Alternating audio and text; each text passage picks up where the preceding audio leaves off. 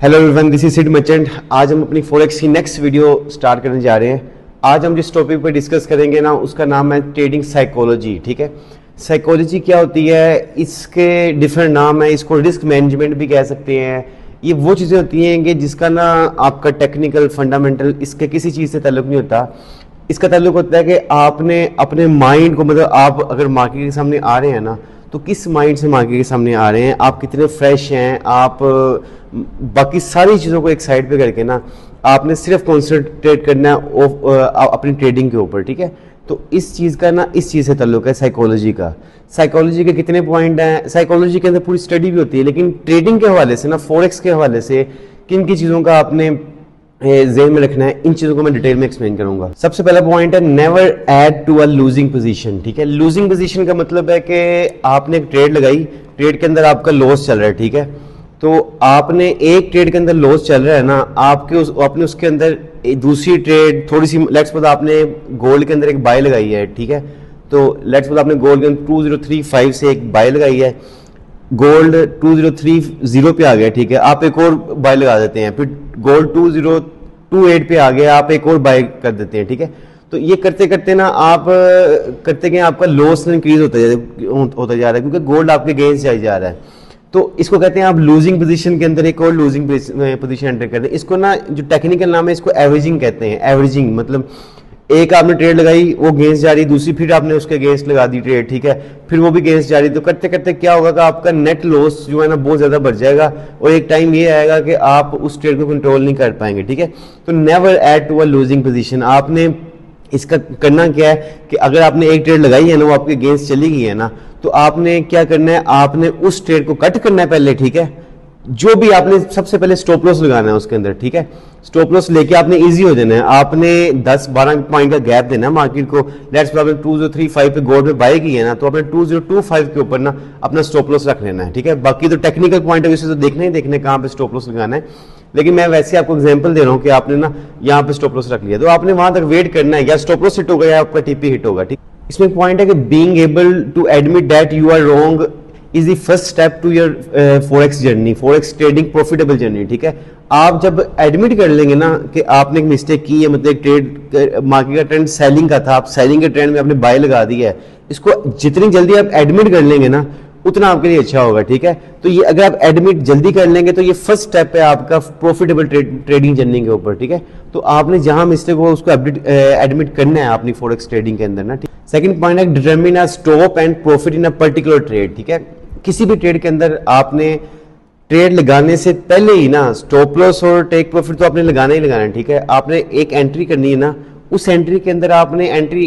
करने से पहले जो है ना, आपने डिसाइड कर लेना है कि मुझे या तो $100 का लॉस होगा, या $200 का प्रॉफिट होगा, $300 का प्रॉफिट होगा। ठीक है, या जितना भी आपकी रिस्क, जितना आप लॉस बर्दाश्त कर सकते हैं, लेट्स सपोज $1000 का बर्दाश्त कर सकते हैं, तो आपने ट्रेड लगाने से पहले जो है ना ये डिसाइड कर लेना है, ये मतलब अपने माइंड में के अंदर ना ये कर लेना है कि आप या तो आपको इस ट्रेड के अंदर इतना प्रॉफिट होगा या लॉस होगा। अगर आपको लगे कि एक प्रॉपर स्टॉप लॉस जो है ना, जो 30 पॉइंट 25 पॉइंट नीचे बनता है, और ये एक्सपेंसिव का मतलब आपको ज्यादा लॉस इसमें बियर करना पड़ सकता है, तो आपने ट्रेड उस टाइम नहीं करनी। तो ट्रेड लगाने से पहले जो है ना, आपने डिटरमिन करना है अपना स्टॉप और प्रॉफिट दोनों ना। इसका एडवांटेज क्या होगा, इसका एडवांटेज ये होगा कि आप जब रियल टाइम के अंदर आपको लॉस होगा ना, तो आपको वो पैनिक नहीं होंगे और हाथ पैर आपके नहीं फूलेंगे, और आप बहुत ज्यादा ना बाकी सारे काम छोड़ के जो है ना, खाना छोड़ के आप मार्केट के सामने ऐसे होकर नहीं बैठेंगे। तो इसका बेनिफिट ये होगा, तो आपने ट्रेड लगाने से पहले स्टॉप और प्रॉफिट डिटरमिन करना है।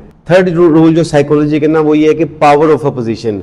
पावर ऑफ अपोजिशन क्या होता है कि आपने जब भी कभी ट्रेड लगानी है ना, तो ट्रेड लगाने के बाद, ट्रेड लगाने से पहले आपने अपना सारा एनालिसिस कर लेना है। आपने टेक्निकल एनालिसिस, फंडामेंटल एनालिसिस, आपने टेक्निकल कैंडलस्टिक चार्ट स्टडी, जितना भी एनालिसिस होता है ना, आपने सारा कर लेना है। ठीक है, लेकिन एक बार आपने ट्रेड एंटर कर दी, उसमें टेक प्रॉफिट और स्टॉप लॉस लगा दिया, तो उसके बाद जो है ना, आपने मार्केट को जजमेंट नहीं करनी है। यानी कि उसके बाद आप कोई स्ट्रेटजी, आप ट्रेंड लाइन ड्रा करना शुरू कर दें, या आपको लेवल ड्रा करना शुरू कर दें, या कोई इंडिकेटर लगा दें, तो जो भी करना है ना, आपने ट्रेड एंटर करने से पहले करना है।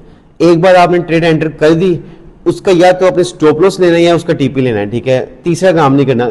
अगर आप डिसकंफर्ट हो रहे हैं ना, तो आपने करना क्या है, पहले उस ट्रेड को कट कर देना है। ठीक है, फिर एक थोड़ा सा डीप ब्रीथ करना है आपने, ठीक है, इजी होना है और खुले दिमाग से और इजी माइंड से ना आपने चीज़ों को पिक करना है। उसके बाद दोबारा से एनालाइज करना है। अगर आपको लगता है दोबारा एंट्री है तो दोबारा एंट्री कर लें, लेकिन इस तरह एंट्री नहीं करनी कि आप थोड़ा डिस्कम्फर्ट हो रहे हैं, किसी ने आपको कह दिया कि मार्केट ऊपर जाने वाली है, आपने ट्रेड लगा दी है। ट्रेड लगाने से पहले जो भी है ना, ये ऐसी है जैसे आपका एक बॉक्सिंग का मैच हो, ठीक है, तो बॉक्सिंग का जिस दिन आपका मैच लेट्स वो 3 महीने पहले मैच है ना, तो जितना आपने जो भी करना था ना उस मैच डे से पहले जितनी एफर्ट करनी थी आप कर लें, ठीक है, लेकिन जिस दिन मैच है ना उस दिन कूल डाउन हो जाएंगे, जिस दिन आपका एग्जाम हो ना उस दिन कूल डाउन हो जाए, जो करना था आपने कर लिया, ठीक है। इसी तरह ट्रेडिंग में भी ये है कि जो आपने करना है ना, जितना एनालिसिस करना है, जितना अपना नॉलेज आपने दिखाना है वो पहले ट्रेड एंटर करने से पहले दिखाना है, लेकिन जब एक बार ट्रेड एंटर कर दी तो उसको एक्सेप्ट करना है, उसका प्रॉफिट और लॉस लेना है, ठीक। फोर्थ रूल इसका ये है कि नेवर सेल अ डल मार्केट, ठीक है। अब डल मार्केट क्या होती है आपको आई थिंक पता ही होगा। डल मार्केट ये होती है कि जिसके अंदर बड़ी लिटिल मूवमेंट हो रही हो, मतलब a market where there is no movement is called dull market. Dull market ये होती है कि आप कैंडल्स जो है छोटी छोटी कैंडल्स बन रही हो, उसमें कोई भी बड़ी मूवमेंट ना हो रही हो, उसको डल मार्केट कहते हैं, ठीक है। डल मार्केट का मतलब कि मार्केट के अंदर मूवमेंट है ही नहीं, तो आपने उसके अंदर सेल नहीं करना, ठीक है। लोग ज़्यादातर ये सोचते हैं कि मार्केट के अंदर मूवमेंट नहीं है तो मार्केट को सेल कर दो या बाय कर दो, या लोग ये सोचते हैं कि जैसे ही मार्केट एक ट्रेंड पकड़ेगी ना तो मार्केट ऊपर ही जाएगी जब मार्केट अवेक करेगी, ठीक है। तो आपने कभी भी नेवर सेल अ डल मार्केट। डल मार्केट के अंदर काम नहीं करना, आपने टेक्निकल चीज़ों पे काम करना है। जब मार्केट के अंदर मूवमेंट नहीं है तो आप भी ईजी हो जाएंगे, क्योंकि मार्केट के अंदर मार्केट के प्लेयर्स हैं ही नहीं, मतलब यह है कि कोई मार्केट के अंदर खेलने वाला है ही नहीं, ट्रेड करने वाला है ही नहीं, तो आपने क्या करना है, आपने अकेले ही उसमें मैच खेलना है। तो बेटर यह है कि आप भी रेस्ट करें, उस मार्केट को सेल नहीं करना आपने, ठीक है। तो डल मार्केट के अंदर आपने कभी भी ट्रेड नहीं करनी। डल मार्केट के अंदर अगर आपने ट्रेड करनी है तो हमने वो चार्ट पैटर्न्स वगैरह सारे स्टडी किए थे, उसमें पूरे डिटेल में मैंने आपको एक्सप्लेन किया था, वो वहाँ पे आप डल मार्केट में ट्रेड कर सकते हैं। या हमने एक स्ट्रेटजी की थी 4x1 स्ट्रेटजी, वहाँ पे आप डल मार्केट में ट्रेड कर सकते हैं, लेकिन स्ट्रेटजी के मुताबिक करनी है, वैसे आपने डल मार्केट के अंदर सेल नहीं करनी। फिफ्थ रूल ये है कि लैक ऑफ लिक्विडिटी और एक्सेसिवली वोलेटाइल मार्केट, ठीक है। लैक ऑफ लिक्विडिटी का मतलब है कि जिस तरह हमने पहले पॉइंट डिस्कस किया, डल मार्केट है तो मार्केट के अंदर लिक्विडिटी नहीं है, बहुत स्लो मार्केट है, उसमें आपने ट्रेड नहीं करनी।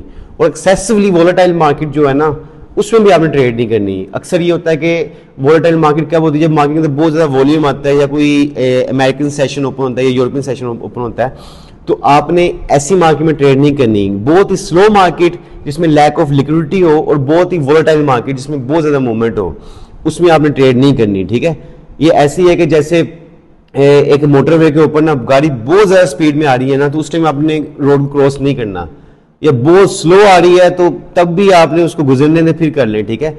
तो लैक ऑफ लिक्विडिटी और एक्सेसिवली वोलेटाइल मार्केट, इन दोनों के अंदर आपको डिफरेंस पता होना चाहिए। इन दोनों मार्केट में ट्रेड नहीं करनी, आपने एक मॉडरेट मार्केट में ट्रेड करनी है जिसमें एक ट्रेंड मौजूद हो, जिसमें कोई टेक्निकल सिग्नल आपको दे रहा हो, कोई मूविंग एवरेज सिग्नल दे रही हो, कोई डिवर्जेंस बन रही हो, कोई कैंडलस्टिक पैटर्न बन रहा हो, ऐसी चीजों में आपने ट्रेड करनी है। सिक्स्थ रूल ये है कि trading strategy, trading system that works in an up market में not work in a down market, ठीक है। ये पॉइंट आपने ज़हन में रखना है।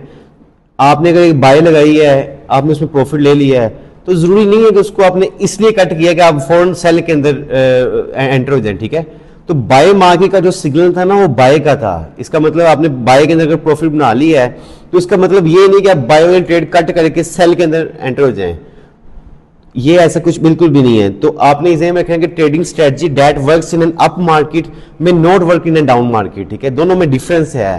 जो डाउन मार्केट की स्ट्रेटजी होगी वो डाउन मार्केट में, वो बीरिश मार्केट में वर्क करेगी, जो बुल मार्केट की स्ट्रेटजी होगी वो बुल मार्केट में वर्क करेगी। तो अब buy signal that fails is actually a sell signal, ठीक है। अगर आपने बाय लगाई है लेकिन मार्केट सेल में आ गई है तो असल में वो सेल सिग्नल था, आपकी जजमेंट गलत हुई है। इसी तरह एक sell signal that fails is a buy signal, ठीक है। ये दोनों में भी डिफरेंस है। तो आपने ये चीज ज़हन में रखनी है कि जो बाय मार्केट स्ट्रेटजी है वो सेल में काम नहीं करती, और आपने अगर एक ट्रेड बाय के अंदर प्रॉफिट में कटी है तो फौरन आपने वही ट्रेड सेल के अंदर फौरन नहीं लगा देनी, आपने प्रॉपर एनालाइज करना है मार्केट को, उसके बाद आपने ट्रेड करनी है। सेवंथ रूल ये है कि लूजिंग टू विन, ठीक है। तो आपने फॉरेक्स ट्रेडिंग के अंदर एक अकाउंट ओपन किया था, उसमें यह है कि आपने अपनी 100% दिया, सारा नॉलेज अप्लाई किया सब कुछ, लेकिन फिर भी आप लॉस कर गए तो कोई इशू नहीं है। आपने टेक्निकल चीज़ों पे आपने एक एजुकेशनल पॉइंट ऑफ व्यू से लॉस किया है, तो उसमें यह है कि वो आप अल्टीमेटली विनिंग साइड पे आ ही जाएंगे, ठीक है। तो लूजिंग टू विन का मतलब एक मतलब ये भी है, दूसरा मतलब ये भी है कि आपकी कुछ ट्रेड लेट्स में आपकी लॉस में चल रही है, आपने एक स्टैंडर्ड लॉट एंटर की, वो 300-400-500 लॉस में चल रही है, आप फ्रस्ट्रेट हो जाती है, लेट्स में वो 2 दिन हो जाते हैं, मार्केट की मूवमेंट नहीं होती वो प्रॉफिट में आने के लिए ना, तो आप करते हैं कि आप फ्रस्ट्रेट हो जाते हैं, आप ट्रेड को कट कर देते हैं। आपने ऐसा नहीं करना, अगर आपने स्टॉप लॉस लगाया हुआ है उसको हिट होने में कोई मसला नहीं है उसमें, ठीक है। तो स्टॉप लॉस हो सकता है कि वो $600-700 नेगेटिव होने के बाद ना वो लूजिंग से विनिंग साइड पे आ जाए, ठीक है। तो इसका मतलब ये भी है, तो आपने हमेशा दोनों एक्सपेक्ट को देखना है, लॉस को भी देखना है, प्रॉफिट को भी देखना है। तो अगर आपको पहले एक ट्रेड में लॉस हो रहा है, थोड़ा सा वेट करना है, वो ट्रेड प्रॉफिट में अल्टीमेटली आ जाएगी अगर आपने स्ट्रेटजी सही की हुई है। नेक्स्ट पॉइंट है कि फॉलोइंग द इकोनॉमिक न्यूज, ठीक है। इकोनॉमिक न्यूज जिसमें फंडामेंटल न्यूज जो है ना, आपको पता है कि रोजाना के तकरीबन कोई 7-8 जो करेंसी के पेयर हैं, जिस तरह यूरो हो गया, पाउंड हो गया, यूएसडी हो गया और जेपीवाई हो गया, कैनेडियन, इनकी 7 से 8 जो पेयर्स हैं ना, इनकी रोजाना की 7-8 न्यूज आती रहती है, ठीक है। तो आपने इकोनॉमी की जो न्यूज है ना उनको फॉलो करना है। सबसे बेस्ट ये है कि आप यूएसडी की न्यूज को फॉलो जरूर करें, जिसमें हमने फंडामेंटल के अंदर 8 से 9 डाटा किए थे, उनको फॉलो जरूर करना है, ठीक है। और न्यूज के अंदर भी ना काम करने के लिए आपको बहुत ज्यादा प्रैक्टिस चाहिए, ठीक है। उसमें ये होता है कि अक्सर जो होता है ना, गुड न्यूज आने के बाद ना मार्केट सेल में गिर जाती है, ठीक है, या बैड न्यूज आने के बाद ना मार्केट बाइंग में चली जाती है। When a market goes down on a good news, ठीक है, it means it's a selling opportunity, it's a bearish market, ठीक है। और when market goes up after a bad news, it's a buying bullish market, it's a buying opportunity. अक्सर ये होता है कि एक सेलिंग की न्यूज आई, यानी कि यूएसडी जो है ना वो वीक हुआ है, तो होता क्या है कि यूएसडी जेपीवाई का पेड़ भी नीचे गिर जाता है, हालांकि उसको ऊपर जाना चाहिए। तो असल में होता है कि आपने हर पॉइंट है कि उसे देखना है उसको ना, तो अगर अच्छी न्यूज आई है उसके ऊपर मार्केट नीचे गिर रही है ना, इट मींस कि वो सेलिंग की अपॉर्चुनिटी है। और आपको पता है कि न्यूज, एक और पॉइंट आप ध्यान में रखें कि न्यूज उसी वक्त ज्यादा इंपॉर्टेंट होती है जब मार्केट उस डायरेक्शन में मूव ना करे, ठीक है। ये इंपॉर्टेंट पॉइंट है कि news is only important when market does not move in the direction of news. 9th rule जो है ना वो है ये कि फर्स्ट एंड लास्ट टिक जो है ना, फर्स्ट एंड लास्ट टिक का मतलब है जब भी कभी न्यूज आती है ना, तो न्यूज जैसे ही लेट्स सपोज 6:30 PM पे न्यूज आती है ना, तो जैसे न्यूज आती है मार्केट फौरन शूट कर जाती है। अगर बाय की न्यूज आई है तो फौरन बाय में शूट कर जाएगी, अगर सेल की न्यूज आई है तो फौरन सेल में शूट कर जाएगी, ठीक है। तो आपने जब भी कभी न्यूज आया ना, तो फर्स्ट टिक पे कभी भी बाय नहीं करना आपने, ठीक है, थोड़ा सा होल्ड करना है, वेट करना है थोड़ा सा ना। और लास्ट टिक पे भी आपने कभी बाय या सेल नहीं करना, ठीक है, वहां पे भी होल्ड करना है। तो फर्स्ट एंड लास्ट टिक जो है ना बहुत ज्यादा इंपॉर्टेंट होती है। आपने हमेशा get in late and out early, ठीक है।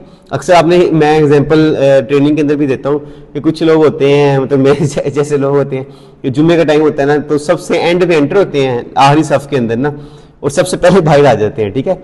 तो जब बहुत ज्यादा रश हो जाए ना मार्केट में, फंडामेंटल न्यूज के ऊपर बहुत ज्यादा मार्केट में रश हो जाए ना, तो इसका मतलब है कि आप मार्केट से बाहर आ जाए, क्योंकि सफोकेशन होनी शुरू हो जाएगी। एक टेक्निकल चीजें, टर्म्स हैं, ठीक है। तो get in late and out early, ठीक है, आपने न्यूज में लेट एंटर होना है और जल्दी अपना प्रॉफिट लेके निकल आना है। असल चीज प्रॉफिट लेना है ना, तो प्रॉफिट मिल गया, आराम से मार्केट से बाहर निकलें, इजी हो, रेस्ट करें, बाकी कोई काम करें, ठीक है। 10th रूल जो है ना वो है कॉन्फिडेंस स्किल्स, ठीक है। ये तो आप रियल मार्केट में भी या रियल किसी भी बिजनेस के अंदर आप हैं तो कॉन्फिडेंस इंसान को किल करता है। आप लेट्स से आपका पेपर आपने बहुत ज़्यादा तैयारी की है ना, तो आप बहुत कॉन्फिडेंस है, यार मैंने रिवाइज नहीं करना या एक दिन पहले नहीं पढ़ना, तो आप ये कि आप अल्टीमेटली होता है कि आपको नुकसान ही होता है। तो फॉरेक्स मार्केट के अंदर सबसे ज़्यादा एक बंदे का अगर 15 साल का भी एक्सपीरियंस है, 20 साल का भी एक्सपीरियंस है ना, तो इसका मतलब ये नहीं कि वो बंदा हमेशा प्रॉफिट ही बनाएगा। हाँ ठीक है, उसने प्लस माइनस मार्केट देखी हुई है, वो 10-12 साल से मार्केट के अंदर सर्वाइव कर रहा है, इसका मतलब प्रोफेशनल ट्रेडर ही है, उसको आप एक्सेप्ट कर सकते हैं। लेकिन इसका मतलब ये नहीं है कि वो जो ट्रेड बताएगा ना वो प्रॉफिट में कटेगी, ऐसा कुछ भी नहीं है। तो कॉन्फिडेंस स्किल्स होता है। और इसमें यह है कि a successful trade is one that comes to you, ठीक है, जो आपके पास खुद आती है। Let the market work for you, आपके मुताबिक मार्केट काम करे।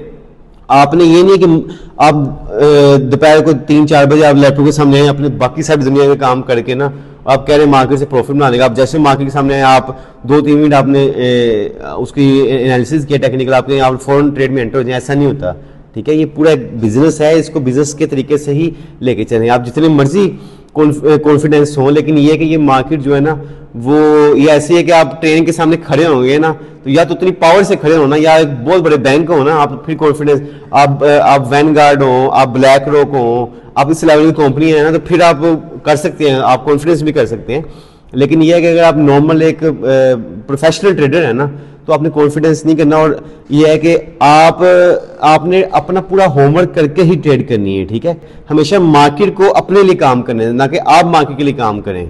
मार्केट को अपने लिए काम करने का मतलब यह है कि आपने अपना सारा एनालिसिस अप्लाई किया हुआ है, तो मार्केट को वहां पे आने दें। आपने कोई मूविंग एवरेज लगाई हुई है तो मार्केट को उस लाइन पे आने दें, जब आएगी तो तब एंट्री बनती है ना। वैसे मार्केट उससे मूविंग एवरेज से वे है या बोलिंजर बैंड से वे है या डाइवर्जेंस नहीं बन रही, तो तब आपने जबरदस्ती कोई चीज नहीं करनी, ठीक है, जितने मर्जी कॉन्फिडेंस में से हो आप ना। तो ये है कि कॉन्फिडेंस अच्छी बात है, लेकिन ओवर कॉन्फिडेंट नहीं होना है। 11th रूल ये है कि never regret on a missed opportunity, ठीक है।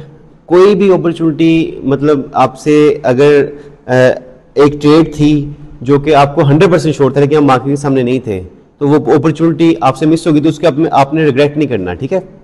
फॉरेक्स में तो खास तौर पे है कि एक अपॉर्चुनिटी मिस होती है तो अगली आपके पास आती है। ऐसी है एक बस जो है ना, अगर आपसे मिस होती है ना 5, 10, 15 मिनट के बाद ना नेक्स्ट बस जो है ना वो आपके पास आएगी क्योंकि, ठीक है। तो ये है कि आपने कोई भी ट्रेड आपकी नेगेटिव कर जाती है या आप ट्रेड ले नहीं पाते किसी वजह से, या कोई भी इशू आता है, नेट का इशू आता है, तो आपने रिग्रेट नहीं करना, उस पर ईजी रहना है। नेक्स्ट ट्रेड जो है ना वो आपके पास आएगी। मार्केट कहीं भागी थोड़ी जा रही है, मार्केट इधर ही है, इतने सालों से 100 साल से मार्केट इधर ही है, तो 1-2 मिनट में या 1-2 दिन में मार्केट कहीं जाने नहीं वाली। तो ईजी रहना है, आपने अपने माइंड को कूल डाउन रखना है और बहुत ज्यादा फ्रस्ट्रेट नहीं होना, ठीक है। तो रिग्रेट नहीं करना मिस्ड अपॉर्चुनिटी के ऊपर। लास्ट रूल जो है ना वो सबसे इंपॉर्टेंट रूल है, और मेरा ट्रेनिंग इतनी डिटेल में कराने का मकसद भी ये था कि नेवर टू आस्क अदर। ये रूल जो है ना वो ये है कि नेवर टू आस्क अदर्स, ठीक है, नेवर टू आस्क अदर्स। आपने कोई भी दुनिया का बिजनेस कर रहे हैं ना, ठीक है, आपने अपना होमवर्क पूरा करना है, अपने कंट्रोल में रख के चीजों को करनी है। ये नहीं है कि आपके एक दोस्त जो बिजनेस कर रहा है उसने कहा जी आप ये बिजनेस में आ जाएं, ऐसा नहीं है। या आप फॉरेक्स कर रहे हैं, आपका जो कुलीग है वो कह रहे हैं यहाँ पे बाय लगा दो, ऐसा नहीं है, ऐसे नहीं करना। आपने अपना पूरा होमवर्क करना है ट्रेड के ऊपर ना। नेवर टू आस्क, सबसे पहले फॉरेक्स में आने से पहले आपने पूरा अपना नॉलेज लेना है इस मार्केट का ना, सीखना है काम को, क्या होता है, कैसे करते हैं, ABC से लेके हर चीज़ आपने सीखनी है, एक भी चीज़ की सीखनी है। जब सीख जाए ना तो उसके बाद ये है कि अपना एनालिसिस करना है। आपने किसी और से सिग्नल वगैरह नहीं पूछने हैं। आपको पता है पाकिस्तान में तो हर ब्रोकरेज हाउस में ना रोजाना की 5-6 ट्रेडिंग करवाते हैं, यहाँ से बाय कर लें, यहाँ पे सेल कर दें। कई वेबसाइट के ना पेजेस हैं जो कि इस चीज़ को प्रमोट करते हैं, जी हम आपको सिग्नल देते हैं, और कुछ इंडिकेटर्स लोगों ने बनाए हुए हैं, कोई मतलब एक्सपर्ट एडवाइजर बने हुए हैं, कोई प्रोफेसर्स बने हुए हैं, कोई PhD की है किसी ने ना, ऐसे ऐसे सिग्नल देते हैं, आप हैरान हो जाएंगे। लेकिन वो सब जितने भी लोग हैं ना वो पैसों के लिए कर रहे हैं, आप उनको पैसे दें, कोई सिग्नल इसमें कोई भी बंदा। मैं आपको इतने सालों से, मुझे 11 साल हो गए मार्केट के अंदर, मैं आपको कह रहा हूँ कि मैं किसी को सिग्नल नहीं दे सकता यहाँ से बाय कर लें, यहाँ से सेल कर लें। हाँ, एक अपना पॉइंट ऑफ व्यू दे सकता हूँ, अपना एनालिसिस दे सकता हूँ, यार इस एनालिसिस की बेस पे मैं आपको कह रहा हूँ।